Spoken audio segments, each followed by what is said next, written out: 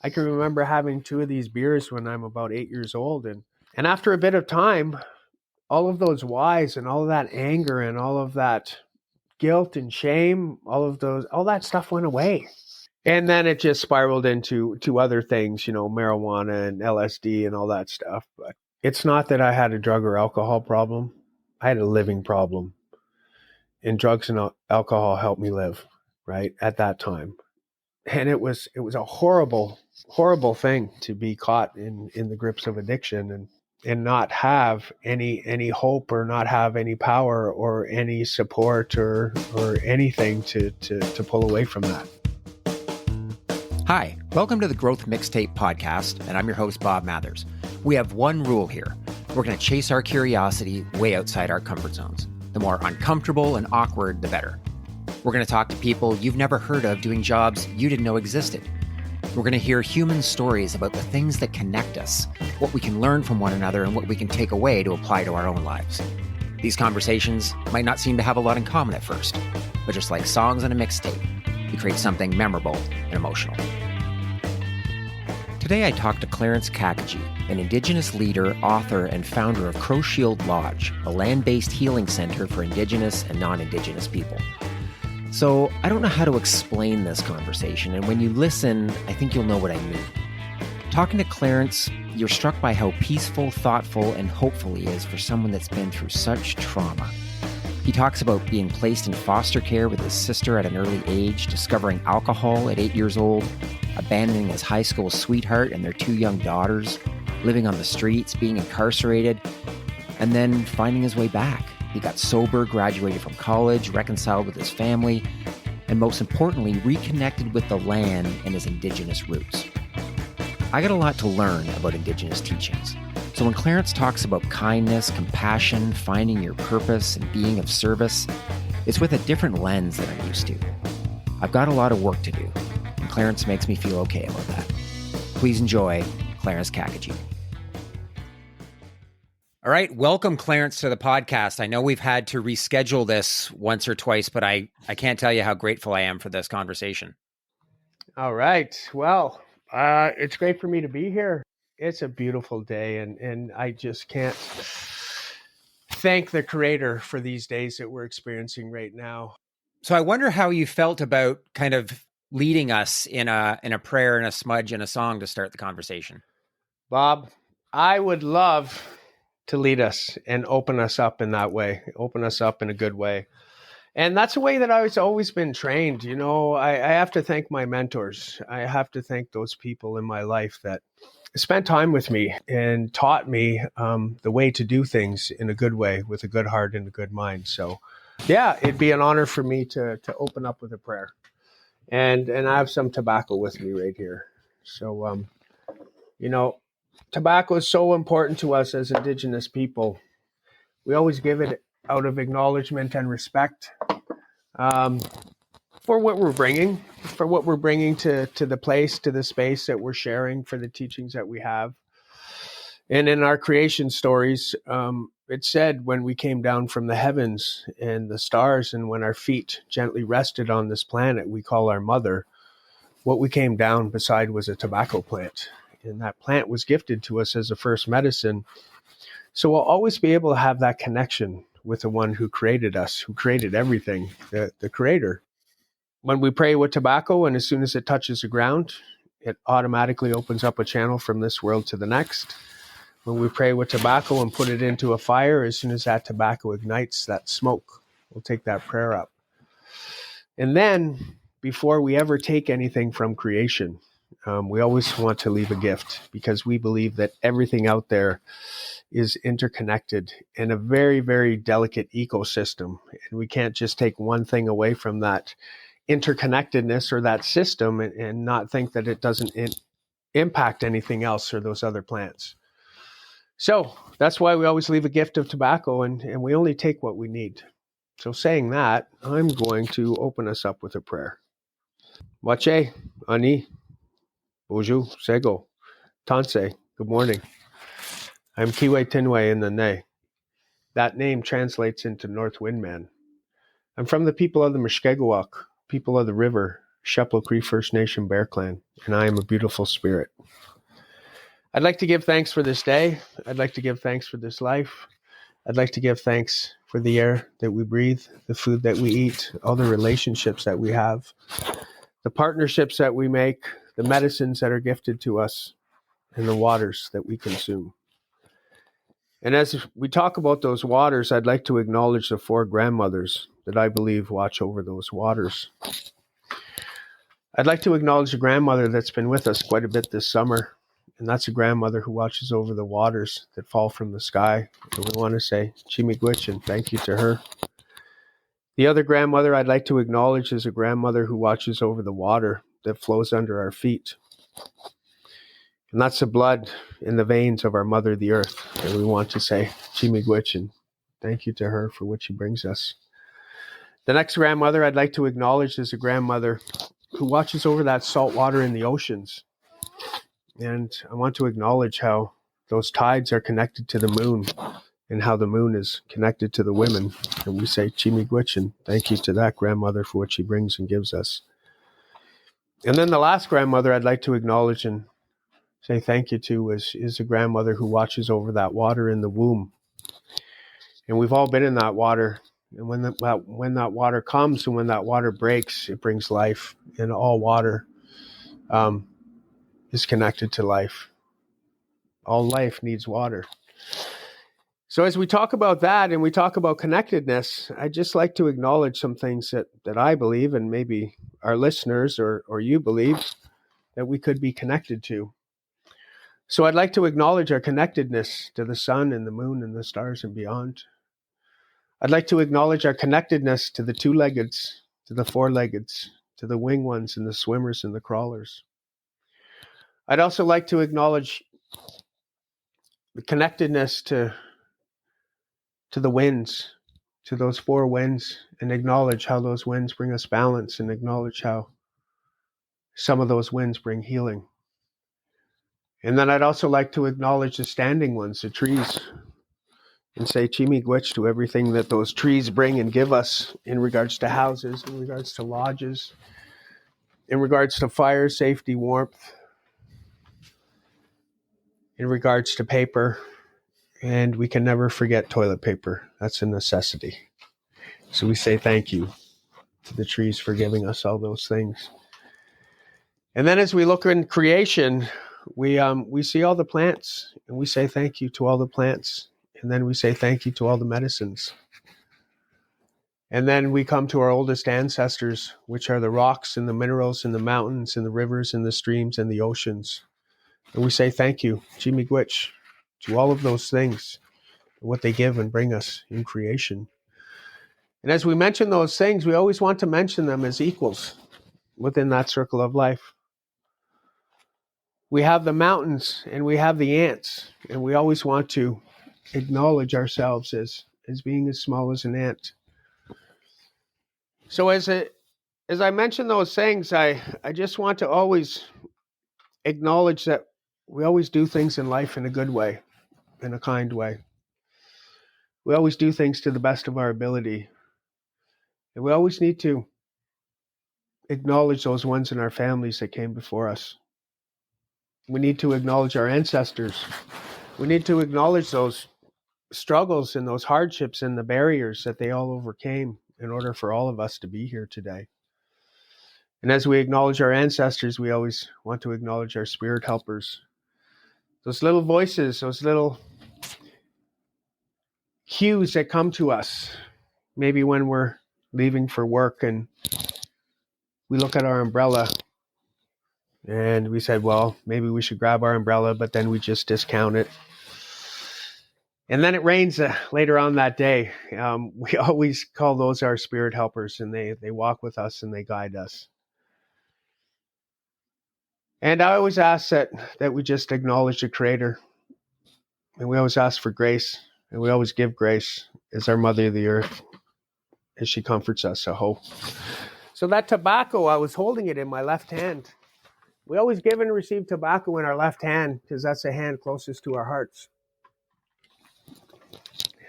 So I put all that energy and all those words into that tobacco that I was holding in my left hand, and now I'm putting it into a smudge bowl. And in that smudge bowl, I have white buffalo sage, and I have some cedar. And the white buffalo sage is our cleansing medicine. We believe that negative energy can travel from a person to a place and to a thing. So what that white buffalo sage does is it cleanses us. There's a little bit of a teaching too about this medicine. This medicine is white and it's gray, and it's strong. It's a strong medicine. And that medicine runs parallel with our elders.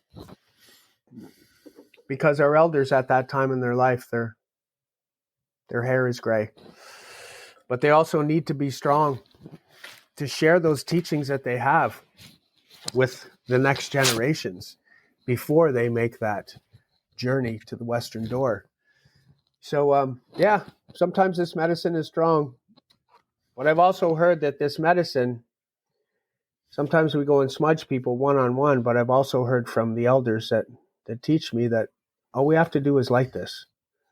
Put it into a room. And that medicine will go where it needs to go. It'll find the individual that needs it. So as I light the medicine, I'm just going to wash it over top of my body. Wash it over different places, different spaces. I was always taught we never blow on medicines. You can hear that cedar crackling, so we just bring our fans or our feathers. And if you're with us, and you are with us because you're listening, I'm going to wash this medicine over my hands. I'm going to wash this medicine over my hands so that anything I touch or create during today, I'm going to touch and create it in a good way, in a kind way. I'm wearing glasses, so I take my glasses off and I smudge them because I want them to be clean. And then I bring that medicine up to my eyes. I bring that medicine up to my eyes so I can always see things in a good way, in a kind way. And then I wash that smoke and that medicine over the top of my head.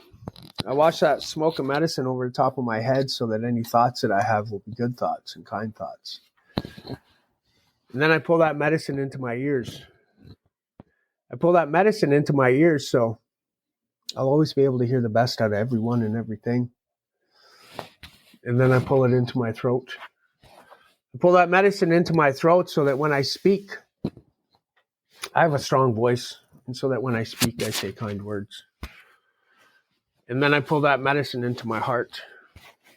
I pull that medicine into my heart so that I'll always have empathy. And I'll always have love for myself and love for others. And then I pull the medicine right into my belly button. I pull that medicine into my belly button so that I can stay centered. I'm not looking for balance right now, but I am looking to stay centered. And if you hooked a string up to my belly button and pulled me up, that would be the center of my body. And then I take the smoke and I wash it down each one of my legs. I wash that smoke down each one of my legs so that I can always remember how sacred life is with each step that I take on our Mother, the Earth. And then I'll raise some smoke up to the crater and I'll push some smoke down to our Mother. I was taught there is no right or wrong way to smudge. But that was the way I was always shown. And it's a heck of a great way to start a day. Just to be grateful. To be grateful for everything that is given to us. And when we pray, we don't close our eyes. We pray and we look at everything in creation and we're acknowledging everything. And it's just a great way to be a part, just a little part of this thing we call creation. So saying that, I'm going to sing a song. And the song I'm going to sing is, it's a morning song. And I can really appreciate every morning now. There was a time in my life where sometimes I didn't sleep for days. And I was just dreading another 24 hours because I didn't know how I was going to get through it. I didn't know if I was going to eat. I didn't know where I was going to sleep.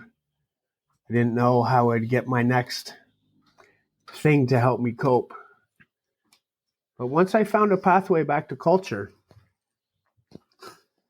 that pathway led me to healing, and that pathway led me to my gifts, and that pathway led me to myself. And that's what I try to do today, create pathways to help others. I'm going to sing this song.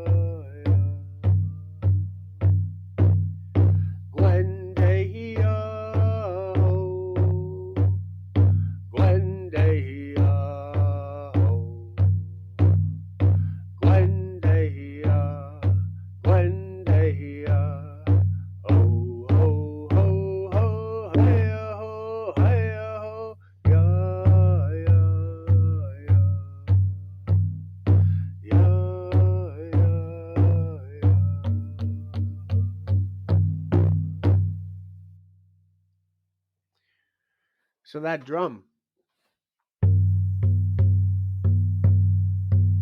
when we play the drum, and that sound it makes, that sound represents the heartbeat of our mother, the earth. When we play our drums, it always keeps us connected. And it's funny. Well, it's not funny, but when I was starting my journey, I didn't know any songs. I didn't know anything about the medicines. I didn't know about praying. I didn't know anything about the foundational teachings.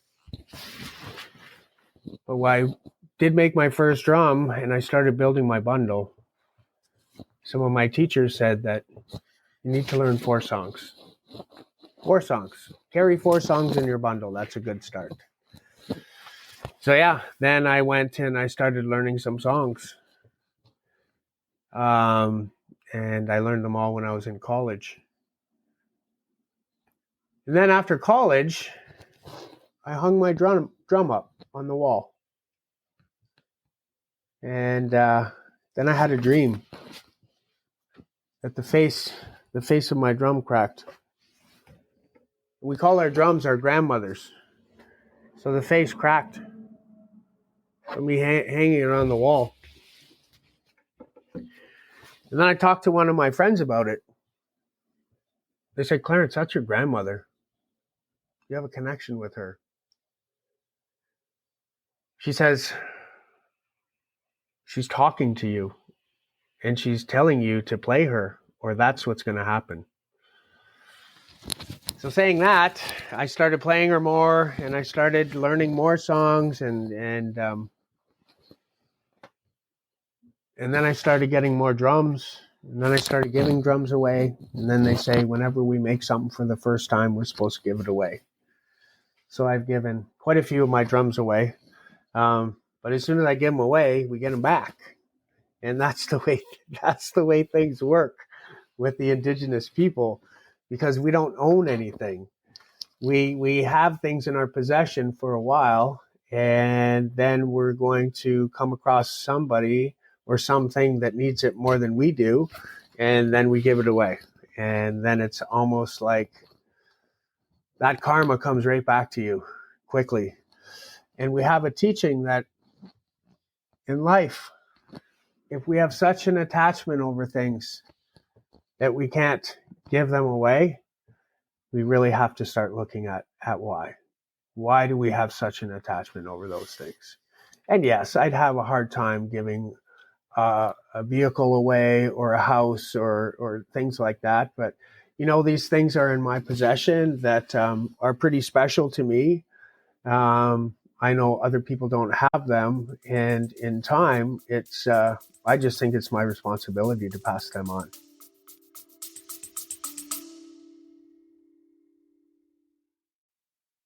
Hey, it's Bob, and I'm taking the Growth Mixtape on the road in a series of keynote speeches inspired by the stories of my amazing guests. At their core, these signature talks are about how to get you and your teams off autopilot and stop settling for small, incremental improvements. This isn't going to come from spewing business advice. My podcast is full of people that have done incredible things, and every one of them struggles with self-doubt, imposter syndrome, and the crippling fear of judgment that holds so many of us back. They've also found ways through it by rediscovering their creativity, their curiosity, and the confidence to do scary things. Imagine the power of bringing these vulnerable stories to life, live and on stage, to help you and your teams hit your targets, find your voice, and be the rock stars you are. Book me for your next event at bobmathers.ca. Now back to the show. Yeah, that's amazing. Thank you so much for opening our conversation with that. We met in person maybe a month or so ago, which is the first time that you did that for me. And, both times there's just something about it that is so peaceful and serene. I don't really know how to describe it, but, you talk about grace and kindness and being good and kind. It's so universal. It's so aspirational. As I'm sitting there listening to you go through that, I'm so present, and I'd love to find more ways just personally to take that with me throughout my day, because it's not as easy as it sounds, right? I'd love to be that present and peaceful and graceful and kind as I feel when I'm listening to you do that. But it's not quite that simple. It takes a bit of practice, and it really helps me. I was always taught that I pray forward. I'm always praying forward, and there's people behind me praying for me. So it's a different way to pray, but it's a way that is not all about us, right? And the thing that I was also always encouraged to do is never pray for strength. We never pray for strength, because normally, if that thought would come into our mind, it's at a time in our life that we're weak. If we need strength, the Creator always listens. So if we're at a weak time in our life and we pray for strength, more things are going to get added onto us to make us stronger. And we don't need that at that time in our life. We need some help with some purpose. We need some help with some direction. We need some help with maybe some meaning. But at that time, we really don't need help with strength. Interesting. I imagine just personally, I've never been that big on praying, but when I have prayed, that's probably what I would have prayed for, because I was really low, and I felt like strength was what I needed. And I imagine definitely want to talk about your journey, Clarence, because you're just so open and vulnerable about it. But I got to believe that before you had heard that, you probably at that time would have looked back and said, "Oh no, I had been praying for strength lots of times in my life before I was taught otherwise." No, you're absolutely correct. You're absolutely correct. And because we don't know any better. Yeah. Right? We're conditioned to pray for strength at a weak time. But do we pray when we get to acknowledge another day and say, thank you for letting me be a piece of this? Right. No, we don't pray. We only pray in the negative, in the darkness, in the hard times, but we don't pray when we see the sun come up, or we don't pray when we see a baby come into this world, or it's a bit different. But our life is all about prayer. It's all about gratitude. It's all about giving thanks. It's all about just knowing where we sit within that circle of life. And as I say that, I always have to correct myself, because our life really isn't a circle. Our life, we believe, where that sun comes up in the east, that's where life begins. And when that sun goes down in the west, that's where life ends. So our life is a line. And during that line, we have those 4 stages, where we're an infant, then we're an adolescent, then we're an adult, and then we're an elder. And we have those 4 stages within that line. And so much happens within those 4 stages of life that we all live through. And we all live through it. Some people will talk about all the chaos and darkness and dysfunction that happens here. Some people won't when they're young, but I can tell you this is where everything happens that we deal with when people are adults. Yeah, wow. Well, that is a great segue. I was wondering if you could talk a little bit about what your early childhood was, because you're right that I've given this a lot of thought, even in my own life. And it didn't occur to me even till kind of middle age that everything, all the baggage that we carry really has its roots in those early days. And I know that's certainly true of you. Yeah. The early days for me, I just learned more and more and more, because I wrote to Children's Aid a couple times and asked for my file to be released to me, for reasons that I think we'll talk about later on in our conversation. But it's to the best of my knowledge that my sister and I were displaced from our family at a very young age. I was a Crown Ward when I was 1.5 years of the Children's Aid Society, and she was 3.5. And we were put into care, and we were moved around to about 6 or 8 different places in the GTA. We were even adopted, and that adoption broke down, and we were put back into the system. And then they moved us away from the GTA over to Waterloo Region. Got moved around to a few homes here, and then we ended up on a farm outside of New Dundee. I stayed at that farm for 13 years. My sister stayed for 10, and we were raised by New Order Mennonites. Interesting. I was never abused. I was never beat. I was never hurt. My foster parents were awesome people. They did the best they could with what they had. Saying that, I had some foundational teachings instilled at me at a very young age. And those teachings were to be seen and not heard, and speak when spoken to. Very strict, very religious, church, all to do around Mennonites and religion. But also growing up on a farm, it was all to do with being outside and finding that connectedness and exploring as a little child. And it was all to do with driving tractors, picking up stones. But it was isolating. When you see your other schoolmates having moms and dads, and they're connected in a way that you're not, and in school you start getting treated differently because you're a foster child, and I became angry, and I had all of these whys and unanswered questions. And then there was a day when my sister and I were walking down the country road, and we found half a case of beer, Labatt's Blue Pilsner, in the ditch. We never had alcohol in our house. We never drank, but for some reason we knew what it was, and we managed to get the tops off of a couple beers. And my sister and I sat in the ditch, and I can remember having two of these beers when I'm about 8 years old, and after a bit of time,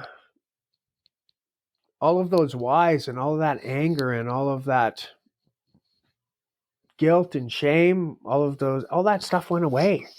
And then it just spiraled into other things, marijuana and LSD and all that stuff. But it's not that I had a drug or alcohol problem. I had a living problem. And drugs and alcohol helped me live, right, at that time. And it was a horrible, horrible thing to be an addict and to be caught in the grips of addiction and not have any hope or not have any power or any support or anything to pull away from that. One of the things that I've heard you talk about, it's in your book, North Wind Man, is that when you started drinking, you stopped growing. And man, that really stuck with me. What did you mean by that? It's those 4 stages of life that I was talking about. And throughout those 4 stages of life, we're always growing, we're learning, we're developing, and we're moving on to the next stage. When I found that alcohol, when I was 8 or 9 years old, and that led me to other drugs, I kept aging, but I stopped maturing. I had a limited vocabulary. I was always responding. No, I was always reacting rather than responding. And I didn't know how to live life in a productive way because of my conditioning growing up to that adult stage, where I was always running away. I was always getting in trouble with the law. I was incarcerated at a young age. I was in multiple different group homes. I was in youth detention centers. So all of these things just start to add up to all contributing factors as to why I needed drugs and alcohol at that time to cope with life. But saying that, I kept getting into relationships. I married my high school sweetheart. I had 2 children, but I still had all of this stuff from conditioning and that I experienced in the system. That was very painful, and it brought me a lot of shame. Because I became very angry in school, I also became a bully because I was going through so much pain. And I wanted some of those children to experience just a little bit of what I was carrying. When I pray today, I pray to those kids because now they're adults. And I know I've impacted them in some way, shape, or form. Yeah. Wow. I didn't realize it was 8 years old when you first had your first beer. There was something about the way you described it. I wasn't 8. I was, a teenager. But there was something that the way that you described that, Clarence, was like, oh my God, I remember what that feeling was when you got halfway through that first bottle of beer and you're like, whoa, what is this? I didn't realize, and I'm not, certainly, I don't mean to compare what I was going through to what you were going through. But yeah, there was something, whether it's just an awkwardness or a shyness or whatever it is that you're hoping that you want to overcome. Yeah. And I've never heard it described like that before. Yeah. I had no confidence, no esteem. I had a speech impediment when I was young. There was a whole bunch of things that were not on my side, let alone not having any parents. The only thing that was ever constant in my life was my sister. Right. And shame. Shame has always been there, running parallel with my sister. I want to come back to the idea of shame maybe a little bit later, but you did mention marrying your high school sweetheart and having daughters. So are you like in your early 20s at this point? We started dating probably in junior high. Yeah. And then after I did a couple stints in, let's say, a secure gated community. Okay. I came out and we started dating, and eventually, we got married. It was a very codependent relationship. All I had to do was work, and bring home the paycheck, and she did everything else. I appreciate her for what she did, how she took care of our daughters when I wasn't there. But she did give me an ultimatum after 14 years. She said, you either pick the family, me and the girls, or drugs and alcohol. I didn't have a voice. I didn't have any esteem. I didn't have any confidence.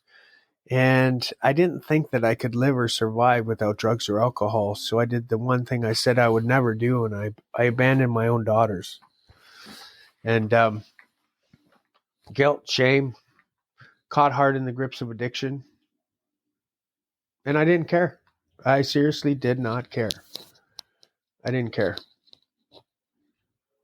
But then I did care. I did care after about 8 years of being unhoused, living on the streets in our region, having people around me starting to pass prematurely. Is that what changed for you? Is that what made... Yeah. I could see if I couldn't figure things out, that Western door was going to be very close and very soon.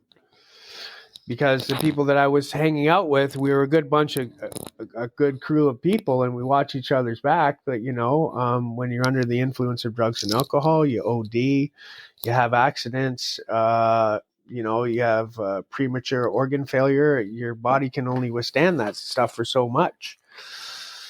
And then I started to become deathly and very, very sick from alcohol. I had immense cramps, body cramps. I was starting to go to withdrawal management. I showed up there about 6 times. And I knew if I didn't figure it out, I was going to die. And that's when I slowed things down, and I really put some thought into my roles and responsibilities, not only to myself, but to my daughters, right? To my family, to my community, and to creation. And how I did that is I went away to 3 treatment centers in a row, and I just stepped away from our region for about a year and just really focused on myself. In the book, you talk about a canoe trip that was sort of pivotal in your recovery. Could you tell me a bit about that? Yeah, there was a lot of fear with that canoe trip. The first day I walked onto that property, and I walked around the corner. There was a police car, there was an ambulance, there was a coroner vehicle there. And somebody I knew from AA who was in the program passed, and he was still upstairs, deceased. So I'm walking into this program, and I'm thinking, like, are you making the right decision, Clarence? Could this happen to you? And like, my mind is just in a mess, and I can't tell right from wrong, left from right, stop from go. I just know I had to get to this place. I stayed there for 7 months. I was there for about 3 days. I had a breakdown. I said, I got to talk to somebody. I just banged on the doors to the office. I said, I got to talk to somebody right now. They bring me in. They said, what's going on? I said, I'm scared. I don't know what's happening. I was starting to feel my emotions that I never felt before. And they're freaking me out. So I talked to my counselor. He says, what do you need?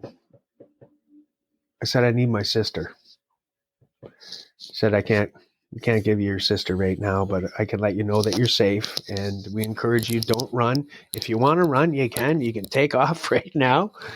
But Clarence, you're here and you made it here. So let's try to keep you here. So that was good. And eventually that gentleman that helped me out turned into my one-on-one counselor. Now he's one of my friends. But he took us on this canoe trip at 174. They used to do that with all of the men. They'd load them into 2 vans and a whole bunch of canoes, 16 men, and then we'd go up to Georgian Bay and we'd go canoeing. And wow, interesting experience. Didn't know any of these men. Some were complaining, some weren't. And then I can remember I was exploring and I saw something white on a point on an island. So I made my way over there. And it was a bleached turtle shell. And I thought, wow, I've never seen this before. This is very amazing and very cool. So I took it back. I said, look what I found. He says, well, you were meant to find that. So I took it home, that shell. And then probably about a year or so later, I met up with one of my first teachers, Gerard Sagassier. And he took that shell and he made it into a shaker for me. And he put my 3 little beads in there to acknowledge myself and my 2 daughters.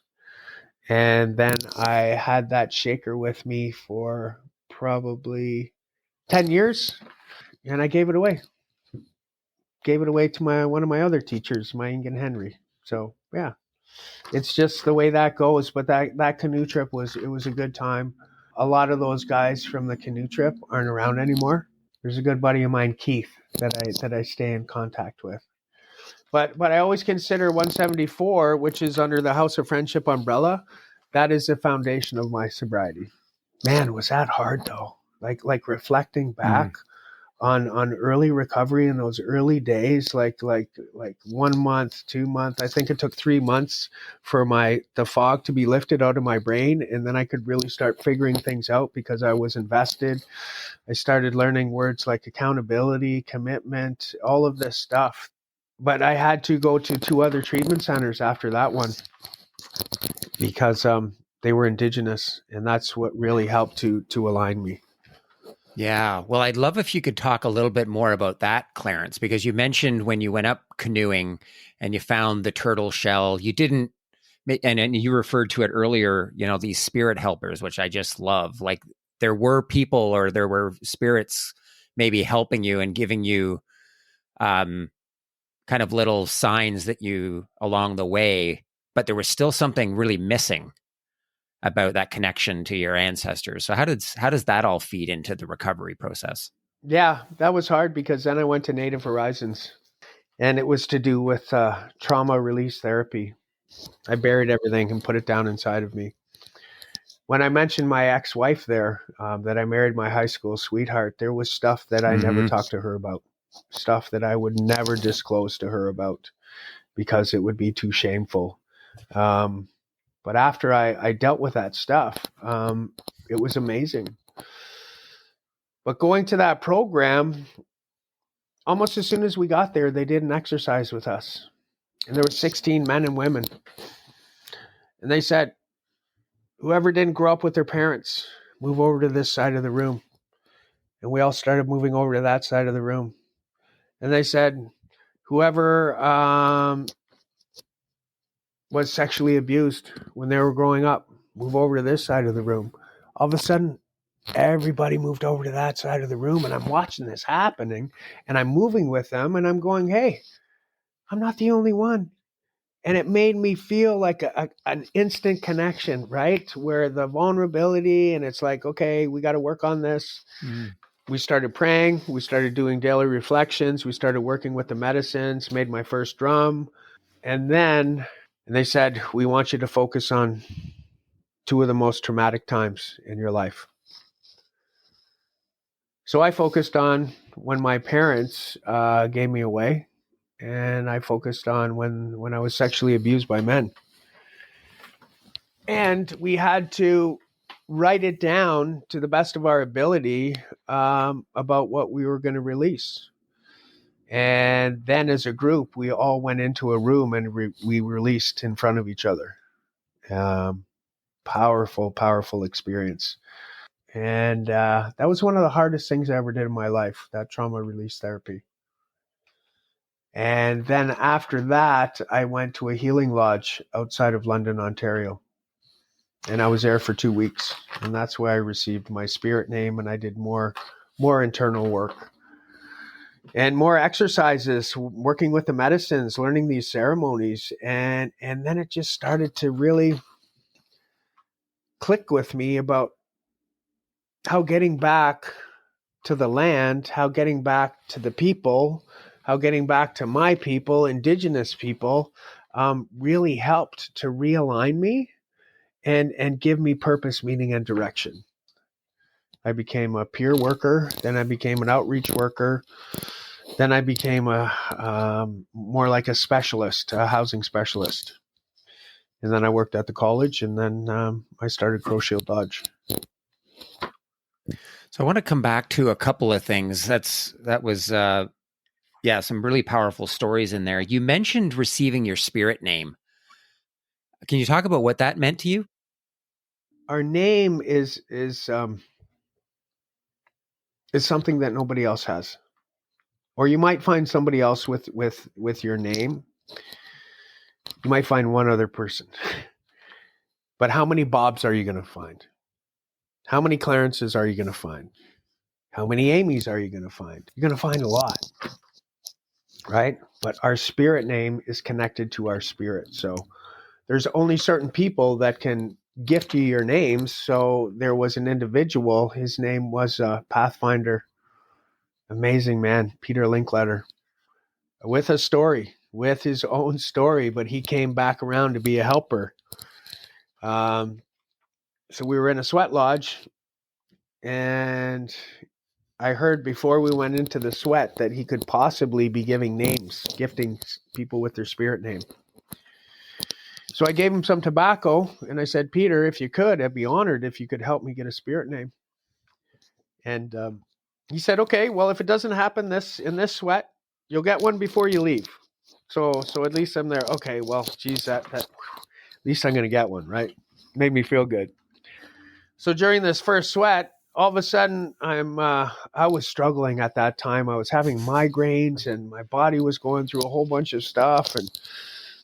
But I was in the sweat lodge. And then Peter says to my brother or to who's ever sitting in the western doorway, here's your spirit name. And all of a sudden, buddy beside me goes, Clarence, he's talking to you. And I'm like, oh, no, because he told me that I'm only going to tell you your name once. So he told me my name, and I'm trying my hardest to remember. And after I came out of the sweat lodge, I didn't remember it. And I felt a lot of shame, and I felt guilt, normal. So I went and talked to Peter. I went with some more tobacco, and I let him know what happened, and he just kind of looked at me. He says, I'm not going to tell you, but he says, I can write it down for you. So I said, thank you. So he wrote it down, and then I just started studying it. And then it just started clicking, like, who is North Wind Man? What does the North Wind do? Right? Well, the North Wind, it's coming. Comes every year. The North Wind brings change. Because every year, that wind comes and it brings change. And then I found out that North Wind is also a healing wind from my elders. But then it really got me thinking about answering 3 questions of who am I, why am I, and what is my purpose in life. And what really helped me answer those questions was my name. Because who am I? North Wind Man. Right? Why am I here? Well, that North Wind comes, it brings change. So that's who I am. Why am I here? I believe I was gifted a second chance in life from the Creator. And what is my purpose in life? My purpose in life is to bring people together. All people. Doesn't matter what color your skin is, what faith you follow, what you believe in. It's to bring people together. That's amazing that sort of helped you find your kind of purpose. So how does that feed into the work that you do? Because now you're on maybe the other side of the table. How do you help other people find that purpose for them? Yeah, that's a great question, Bob. How do we do it? We bring them out to the land. We go back on the teachings that were given to us, and we connect ourselves with elders, and we create a family. But what we do is we start implementing the things that have been cut. Those connections to culture have been cut through the schools, through the scoops, through whatever. But once you start learning those teachings, it's all about the land. Because we have teachings where if somebody strays off that good path in life, we don't push those individuals away. We don't shun them. We don't lock them up in jail. We don't categorize them. We don't judge them. We surround them as family and friends and community, and we take them back out to the land. Because the land has everything that we need to get realigned and to heal from, because all of our ceremonies are done on the land. All of our clan systems come from the land. All of our teachings come from the land. All of our medicines come from the land. Everything is connected to the land, and we are land-based people. We have lost that connection, some of us. So how do we get that back? How do we help others? By creating these land-based places and spaces like Crow Shield Lodge, like we have. We just opened up our 4th site. But it's about taking people back to the land, giving them those foundational teachings, letting them know that regardless of how broken they are, they're still beautiful. If that helped me out so much, it's got to help others. And that's what we do at Crow Shield Lodge. We try to give that belonging. We create these places and spaces. We take the barriers away. And we do that because we think that is us being the best ancestor we can be today. And a lot of people think that's a bit weird concept, Clarence. Yeah, it's a bit weird. But why do we have to be a best ancestor when we're gone? Why can't we be the best ancestor today? To create these places and spaces, to take down these barriers, so that by the time our children, our grandchildren, our great-great-grandchildren, our great-great-great-great-great-grandchildren are here, we will have done the work for them, and all they have to do is maintain. And that's why we just keep doing things. We don't want to duplicate anything, but we're really looking at how the decisions we make today are going to impact those 7 generations that aren't here yet. And I think that's got a bit lost along the way. And 200 years ago, we had 60 to 40% more plants and animals that we're never going to see because they're gone. 200 years ago, we didn't pull the trigger on global warming. Some people still think that's not a thing. But man, it's a slow process, so I hope they wake up. Right? Well, yeah, so that's concerning, because what's the next 200 years going to bring if we can't figure this out? Yeah, it's interesting when you talk about kind of the global warming. I was listening to Neil deGrasse Tyson, who's a scientist, and he's got a podcast, and he's like, everybody talks about saving the planet. He's like, the planet's going to be fine. The planet has been through worse things than this. It's us that's going to be gone, and there'll be something else that comes back in its place in 100,000 years or something. But it's not so much about, it's the saving the planet as we know it today. So that's something that's always kind of stuck with me. No, you're right. You're right.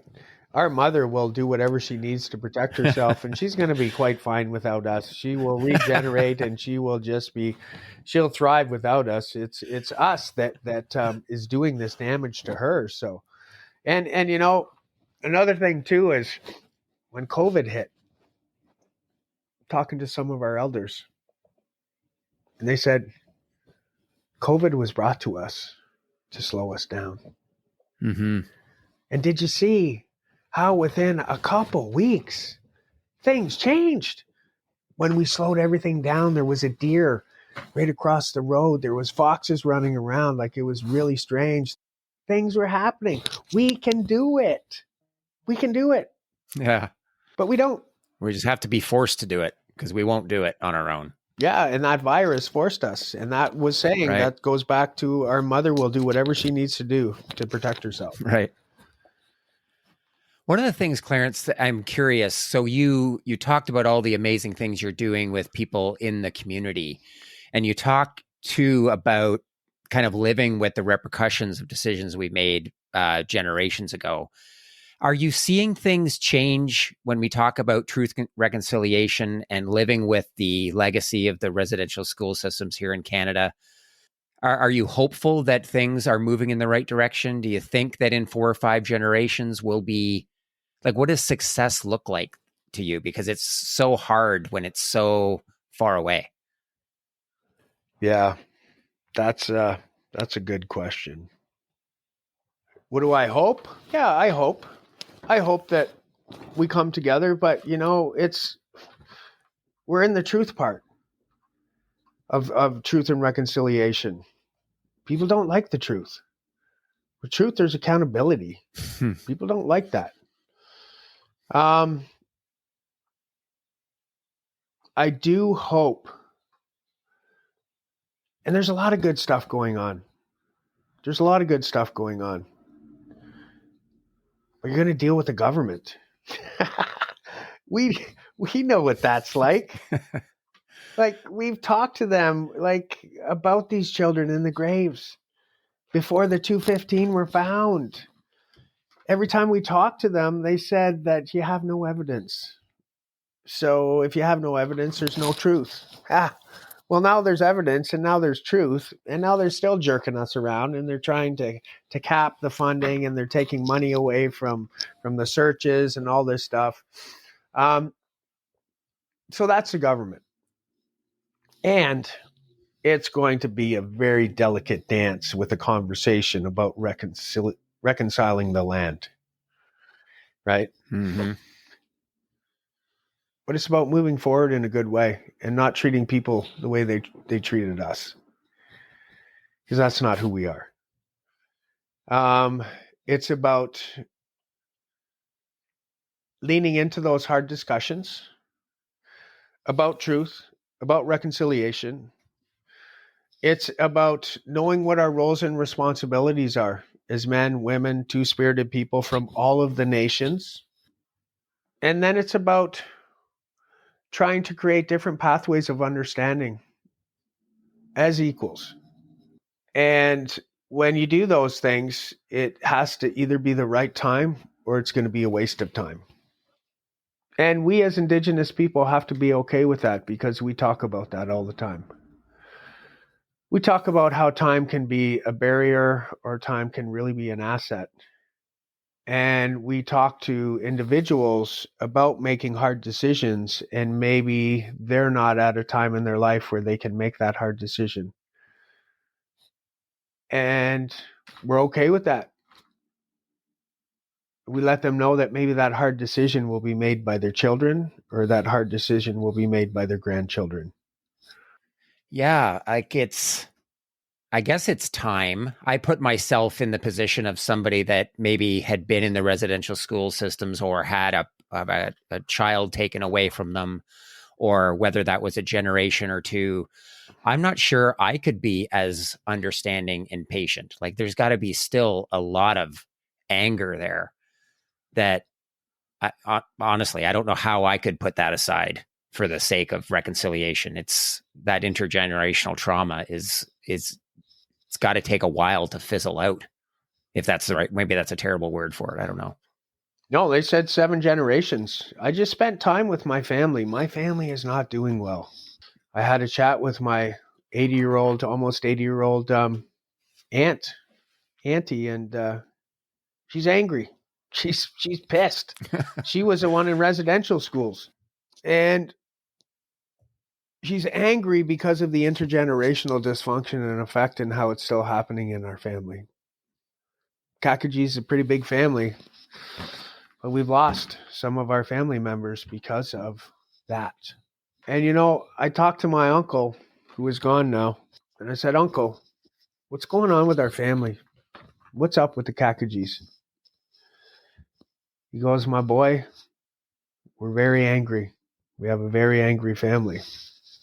And I said, "Okay, that's evident. I see that." I said, "Why are we so angry?" He says, we never experienced love, my boy.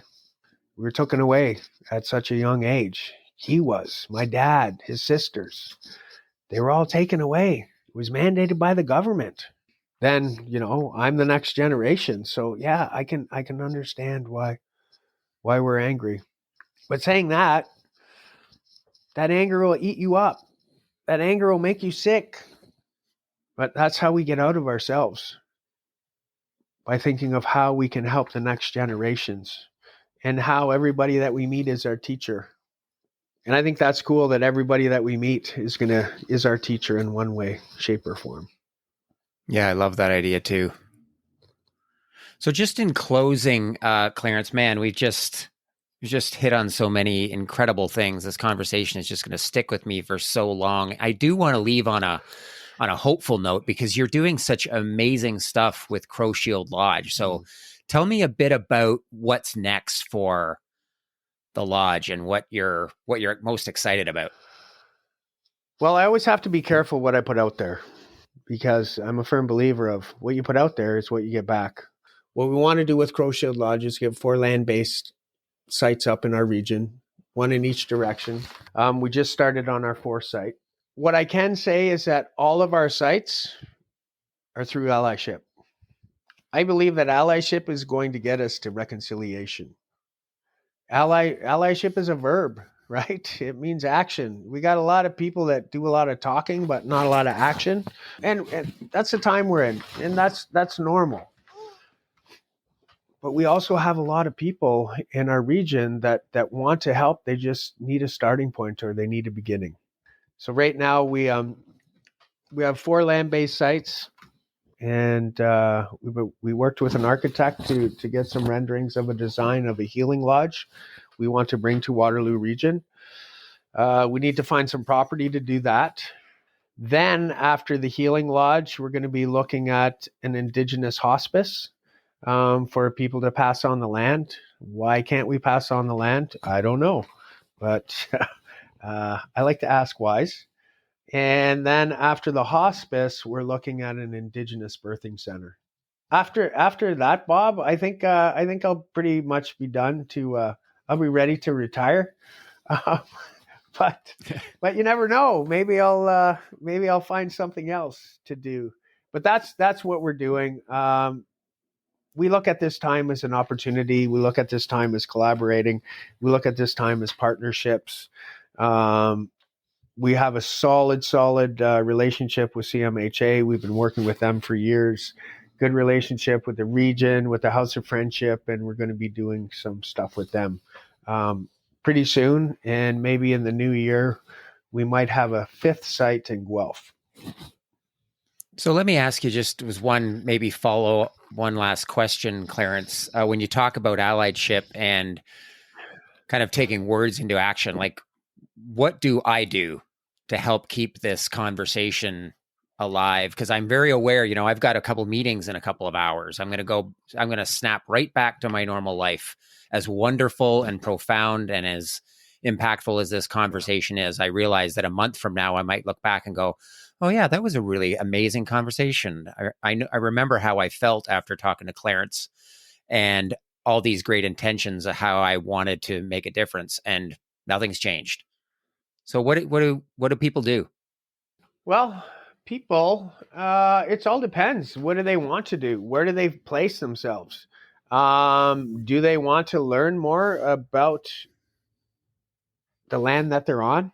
I think that's always a number one. Starting point is to know the nations that were on the land that you are occupying right now. I think that is the number one thing. And then it's to learn about what your role can be. If you're at these meetings, just put a question out. Have we brought the Indigenous perspective into this meeting? Have we consulted with the Indigenous people? People will probably say no. And then you can go, why? Right? It's as easy as that. Why? Okay, well, why? Because we've never done it before. Okay, well, if we always do what we've always done, we're always going to get what we've always got. I think it's time to switch some things up. But I think it's always just listening and asking questions in a very respectful way. And if there's ever a time or place to give the Indigenous perspective a platform, do it. Do it. Bring them in. It's a different way. Everybody notices that we do things a different way. They feel differently after they meet with us because it's not about us, right? It's about what we are going to do as a collective to try to preserve what we have. So I think that's amazing. Yeah, so do I, Clarence. This has been so awesome. Honestly, I don't know how to thank you for this. I don't know what I did to deserve a conversation like this. This is just like the first one we had in person a month or so ago. I don't know what to make of it, to be honest with you. There's some beautiful moments. There's painful moments. There's just so much to reflect on. And I don't know what more I could ask for. So thank you so much for this time together. Well, and what I want to do is thank you and all your listeners for their time. I believe the best gift we can ever give is our time, because it's a piece of our life that we're never going to get back. And if more people did that, it would just be a better place, a better space, a better world but we don't have time, right? Everything is life. Our life is ran on time. And we got to figure that out, because as non-Indigenous people, there's 75 years to figure out this thing we call life. As Indigenous people, we have 65 years to figure out what this thing is we call life. When I know what life isn't about me. Life is about me being a helper. Life is about me being grateful. Life is about me putting the needs of others before my own. Life is about me advocating for those that don't have a voice. Life is about me always asking those whys and showing more alternatives, and creating places and spaces to bring people together as equals. I love that. So amazing, Clarence. Thank you so much for this. You're welcome. Thanks for asking me to do this. And I hope to connect again very soon.